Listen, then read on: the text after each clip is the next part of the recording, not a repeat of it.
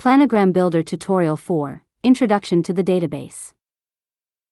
In Planogram Builder, your products, accessories, and some other personalized elements are stored in an online database linked to your account ID.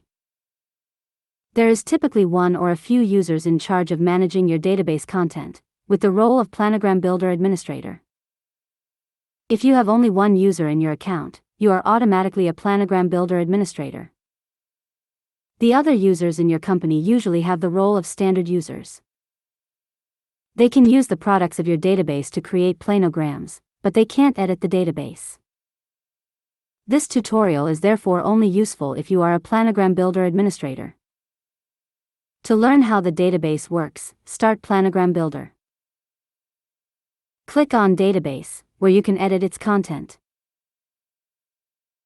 Your database is subdivided in several sections corresponding to the types of elements you can save in your database: products, accessories, bay components, room elements, and materials. For example, next to type of items, select products to display, add, or edit products in your database. If you already have products in your database, they are shown in the left pane, one on each line. If you haven't added any product yet, the list is empty. In the list, each column shows one property of your products. Click on Choose Columns. In this panel, you can check or uncheck the properties to display in the product list.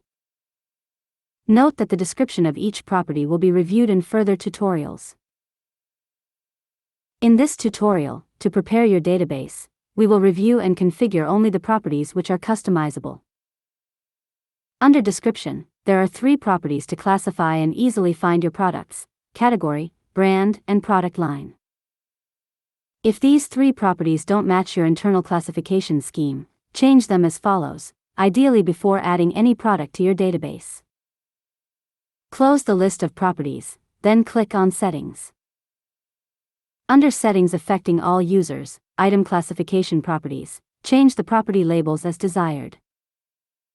For example, select Subcategory for Level 2, and select Custom for Level 3.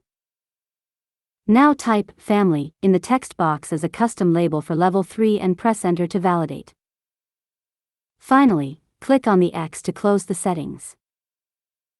You will notice that the 3 classification column headers now match what you have just defined in the settings. Click on Choose Columns to continue customizing the properties available for your products. If you find that some characteristics of your products are not listed under Description, you can define up to 12 custom textual properties to further describe your products. To do so, close the list of properties, then click on Settings. Under Settings affecting all users, Item Custom Properties, type the property labels of some or all properties.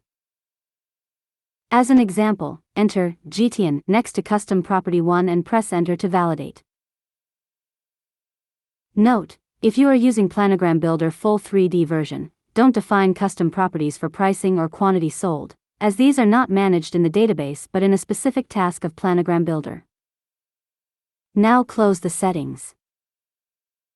You can click on Choose Columns to verify that your new GTN custom property is now available. Let's continue to review the database interface. You can sort products by clicking on the column headers. There are also filters to quickly find products. In the right pane, you can view and edit the detailed properties of the selected product. The upper toolbar contains buttons to import items from, or export to Excel, to create and delete items, and optionally to clear the database. Finally, note that an API is available to directly read from and write to the database. For detailed information on the database, please consult the user guide. This tutorial is now finished.